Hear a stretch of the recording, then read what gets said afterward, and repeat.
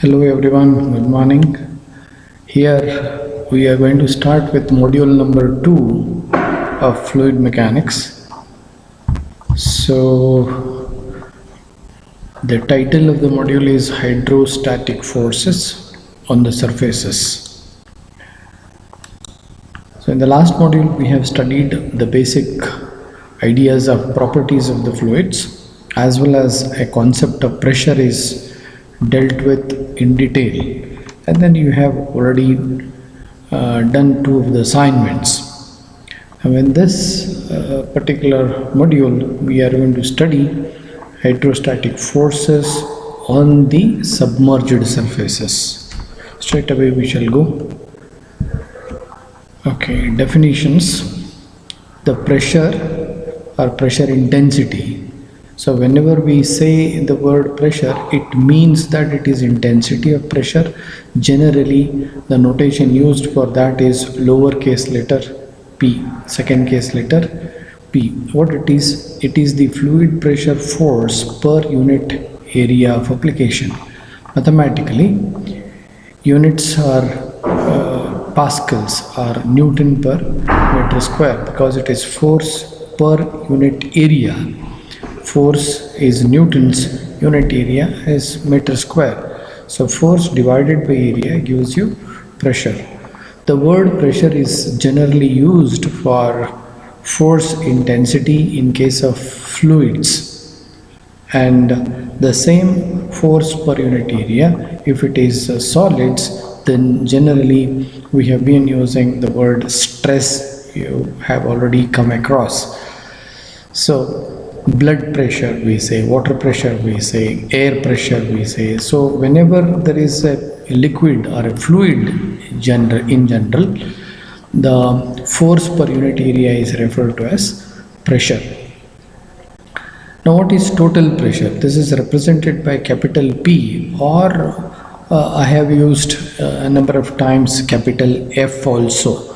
So it is nothing but the total force. This is the force exerted by the fluid on contact surface of the submerged surfaces.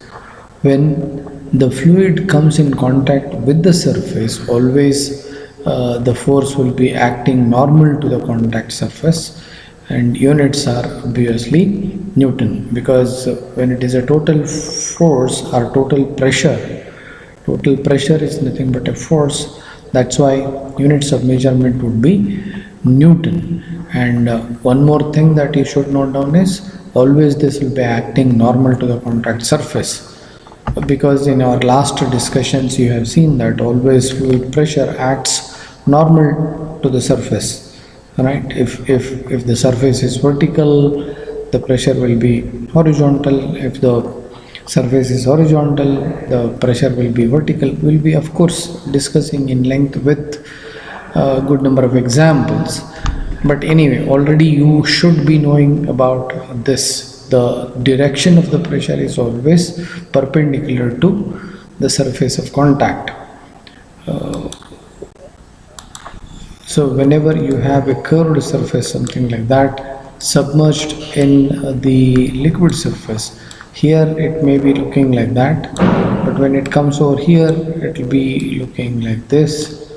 Of course here also it is perpendicular to the surface. When it comes over here it will be of course perpendicular to the surface once again, right? So always the fluid pressure will be acting perpendicular to the surface. That is what is to be understood in this. Now what is center of pressure? It is defined as the point of application of the total pressure on the contact surface. Now where this resultant force, whatever total pressure we are talking about, this resultant force acts at a particular point. That point where the total resultant force acts will be known as center of pressure. Now here also the intensity of pressure is changing. Of course, if the depth of fluid is less, it will be lesser intensity. If the depth is more, it will be more intensity. If the depth is large, obviously intensity of pressure will be different. Now, depending upon the exposed surface area of submergence, there will be a resultant force. Now that resultant force will be acting at a particular point. That point where the total force acts is known as center of pressure. Okay. The submerged surface may be either plane or curved. So these are the kind of discussions or topics that we are going to study in length. The submerged surfaces may be either plane or curved. In case of plane surfaces, it may be vertical, horizontal, or inclined. Hence, the above four cases may be studied for obtaining the total pressure and center of pressure in subsequent lectures or sessions. Okay, we'll start with a very simple one, hydrostatic force on plane horizontal surface. So here, whatever brown lamina is shown, it is nothing but a plane. So in 3D, if we want to visualize, it may look like this, and this front edge, whatever the front edge is there, that is shown slightly in a thicker manner over here. Okay, this plane surface of the fluid is shown there. All this is fluid. Okay. If a plane surface is immersed in a fluid is horizontal, then hydrostatic pressure is uniform over the entire surface area. It is obvious because intensity of pressure is given by what formula? We have P is equal to gamma H. You know this formula, right? So, as the depth of all this surface H, now in this case it is shown as H bar, or if you just call this as H, right? Gamma multiplied by H, where gamma is the unit weight of the liquid. If it is water, it will be 9.81 kilonewton per meter cube. If it is liquid of any other specific gravity, S, then the unit weight of the liquid will be S into gamma W. So depending upon the type of liquid, gamma will be taken and at what depth the surface is. Now because the surface is horizontal, everywhere all the surfaces at the same depth as H. That's why intensity of pressure P is equal to gamma H will be uniform everywhere. So whatever is shown here as pressure intensity, it will be having magnitude gamma into H represented by the letter P.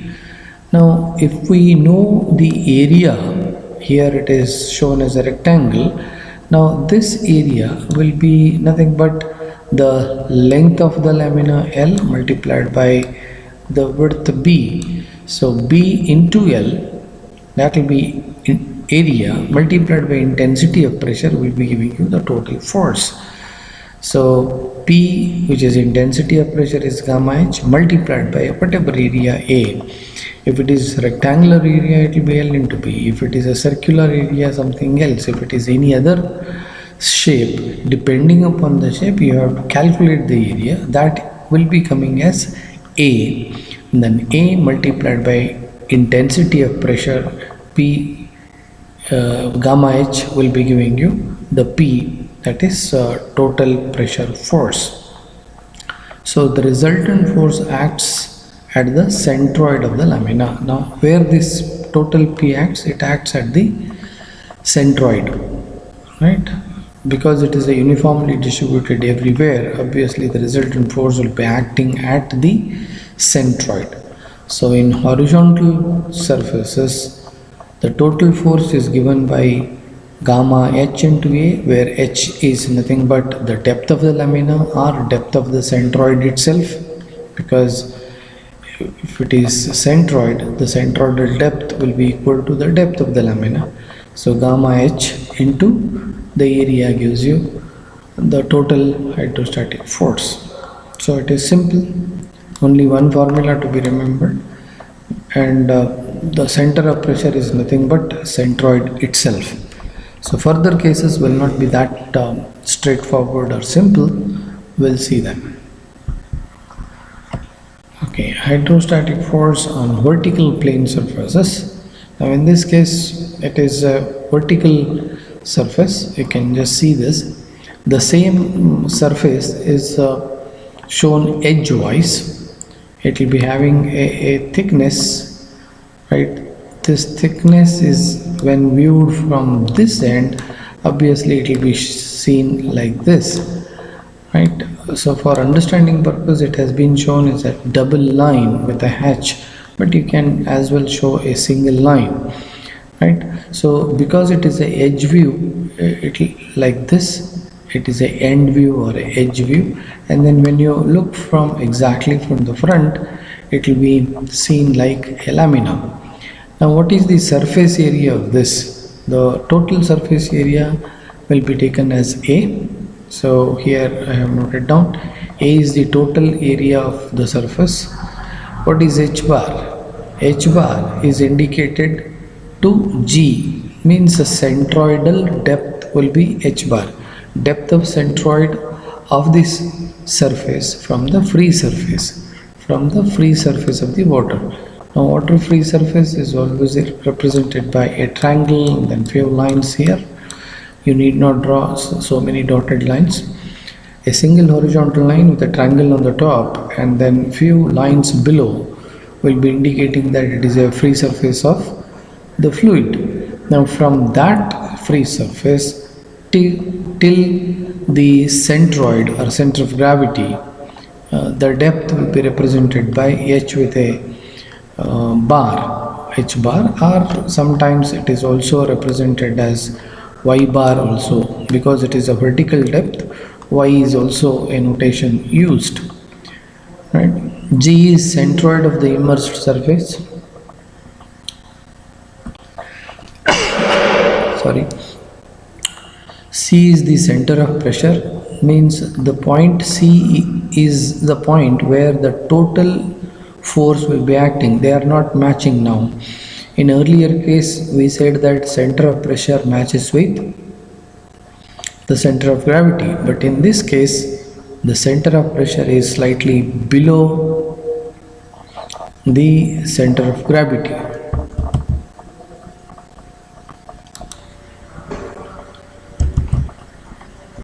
Okay, C is center of pressure.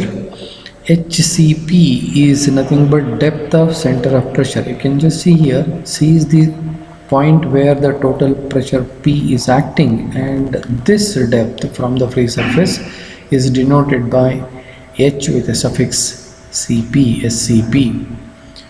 Right? Now how to analyze? We know P is equal to gamma H. The lowercase letter P indicates the intensity of pressure. P is equal to gamma H. Now dF,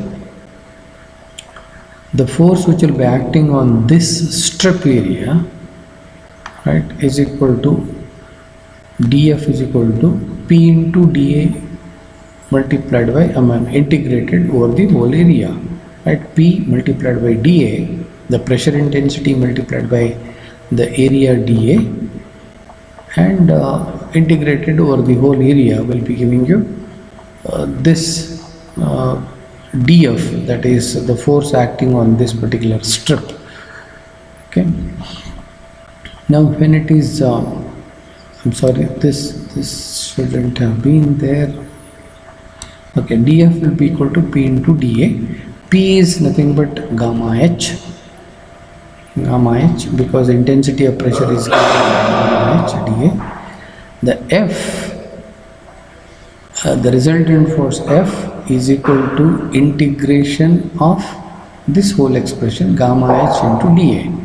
But because gamma is a constant, we have taken it out. Integration H dA.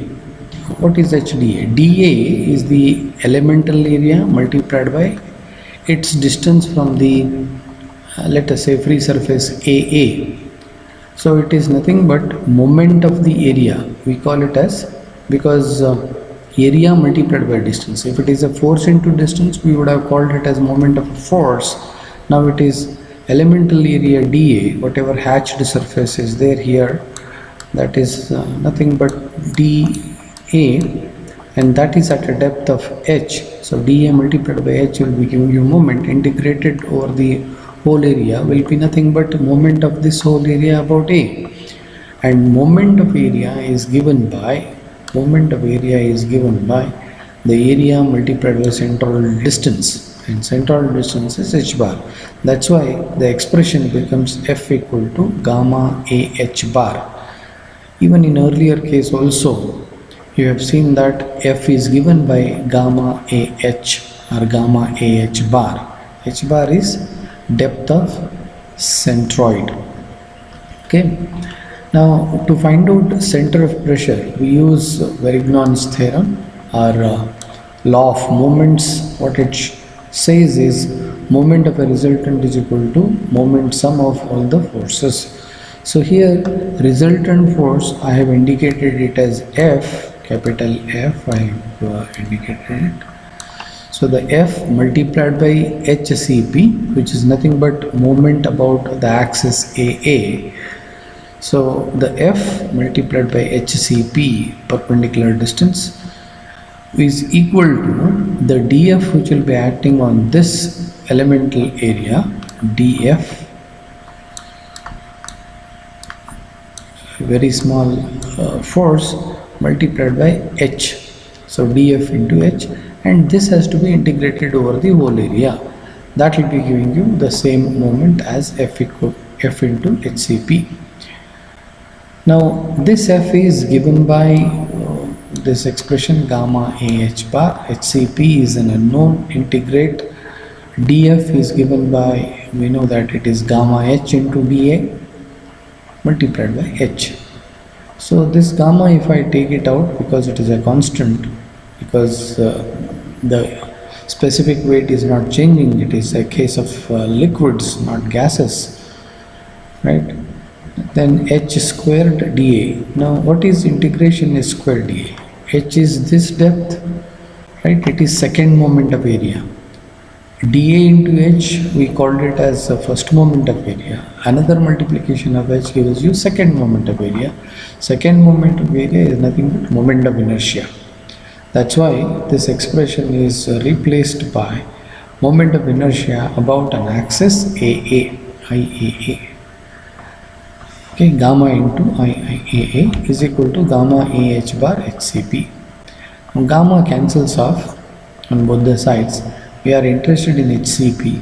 HCP will be equal to this remaining expression I bar plus AH squared, H bar squared rather, because by parallel axis theorem we can write IAA, that is moment of inertia about axis AA, will be equal to moment of inertia about centroidal axis plus AH squared, H bar squared, right?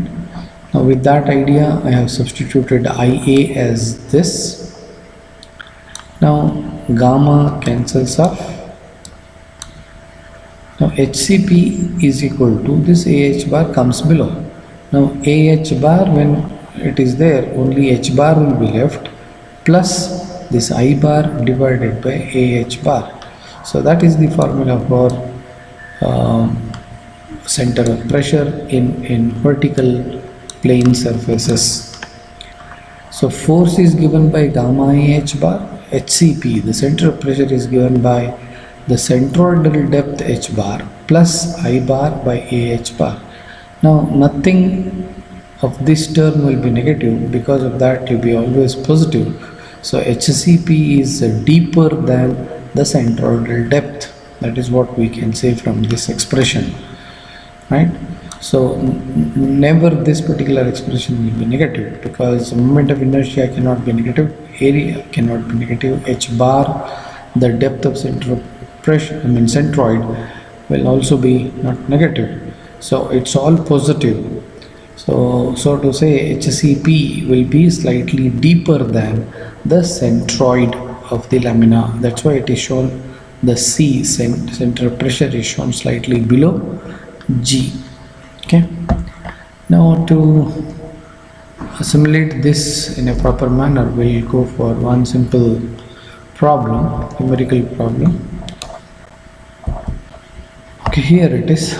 Determine total force and location of center of pressure for a circular plate of 2 meter diameter immersed vertically in water with its top edge 1 meter below the water surface. So whenever a problem is given like this, it will not be mentioned, the figure will not be mentioned or given. So you have to make out what is given and then try to draw the figure. So here I have shown a figure. This is the free surface. Free surface can be shown with just a triangle there and then few lines at the bottom. So that is the free surface. Okay. Now what is the diameter of the lamina? Lamina is circular plate. Lamina is 2 meter. So it is shown here. 2 meter is the diameter of the plate. It is vertical. The side view, if you look at it, is like this, right? And this edge, the top edge, is 1 meter below the free surface. That is given here. The top edge is 1 meter below the surface. That is what is indicated. And another 2 meters. And if you have a centroid somewhere there, this is radius 1 meter. This is 1 meter. So centroid is nothing but capital G or capital C. So centroidal depth for this will be 1 meter plus 1 meter. That is to say 2 meters. So this will be y bar or centroidal depth, y bar h. H bar will be here, not, maybe this is represented as HCP, but anyway this centroidal depth is y bar, right? This is 1 meter plus 1 meter given, that's why it becomes 2 meters. Okay. Now this is the circular lamina. I am trying to show it. So the same thing is perfectly held edgewise, that is what is being seen here. But if I remove it, what you can show it as a thickened line or a double line can be shown, right? Now here exactly the front view is available. Means if you stand there and then try to see how it looks, it is a perfect circle. I remove the circle. Okay, this is how you can draw the figure. Okay, now figure is drawn. What is the next step? What we know is F is given by gamma AH bar, HCP is given by H bar plus I bar by AH bar. Now we'll have to work out the parts over here and then try to calculate F and HCP. Now what is gamma? Gamma is nothing but unit weight of water, and you know that gamma is equal to 9.81 kilonewton per meter cube. Area of the circle, it can be worked out. Area is pi d squared by 4, d is 2 meters. Because of that, area becomes 3.142 meters square. It should have been the units of area would be meter square. This is 2. Okay. Then H bar, the H bar over here I have already shown. H bar is equal to 2 meters. So simply substitute here 9.81, this is 3.142, this is 2 meters. Calculate the total force F. So F equal to gamma AH bar, you can see here. I substituted the values and simplified. It gives you 61.64 kilonewton. That is the total force.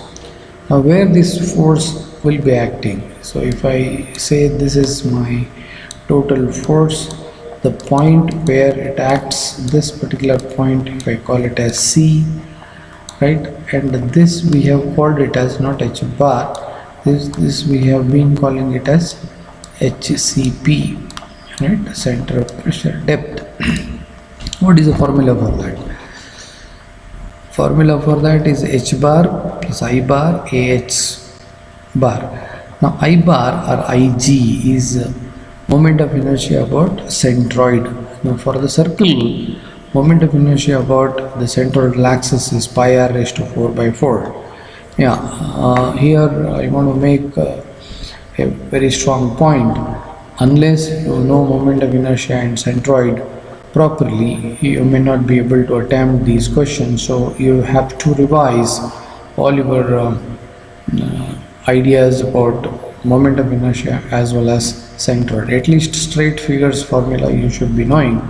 If you are able to handle composite figures, then it will be well and good. So it is worthwhile revising them. Anyway, for circle it is simple.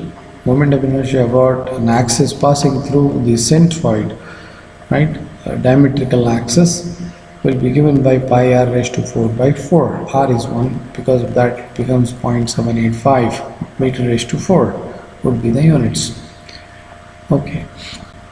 Now everything else is known in this. We'll calculate HCP. So HCP, which is equal to h bar plus I bar divided by AH bar. H bar is 2 meters, it's known here, plus 0.785 we have worked out, divided by A is worked out. H bar is known, because of that 2.125 meters from the top would be HCP.